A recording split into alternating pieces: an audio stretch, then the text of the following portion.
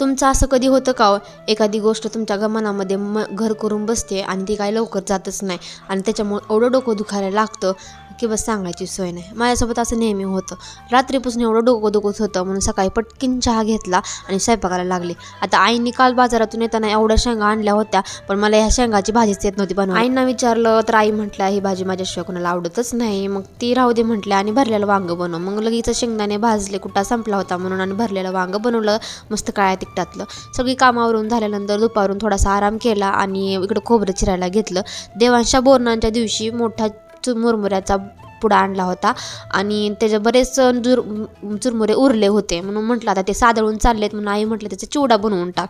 मग आता बरेच सादळे पण होते, म्हटलं जाऊ द्या वाया जाण्यापेक्षा चला. मग आता माझ्याजवळ सामान तर काय नव्हतं, कांदा चिरलेला नव्हता ना, कढीपत्ता नव्हता ना, कोथिंबीर नव्हती, पण असं म्हटलं आहे त्या सामानामध्ये बनवूयात.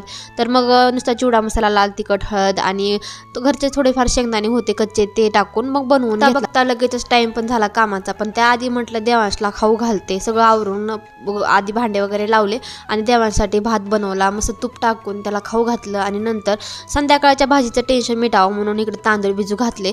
दुपारूनच म्हटलं चला त्याचे डोसे तर बनवता येतील संध्याकाळी. मग नंतर सगळं आवरून घेतलं. काम वगैरे झाल्यानंतर इकडं आजी आणि नातवाचं खेळायचं चालू होतं. जसं जसं लहान लेकरं मोठे होते तसं तसंच मोठे माणसं सुद्धा लहान होतात बरं का. मग नंतर इकडं बटाट्याची मस्त मोकळी भाजी बनवून घेतली आणि मग लगेचच डोसे पण बनवायला सुरू केले. आजचे खरं सांगते डोसे एवढे छान झाले होते. मी फर्स्ट टाइमच असे डोसे बनवले होते जे की तांदूळ भिजू घातले आणि लगेचच मिक्सरमधून काढून लगेचच ते डोसे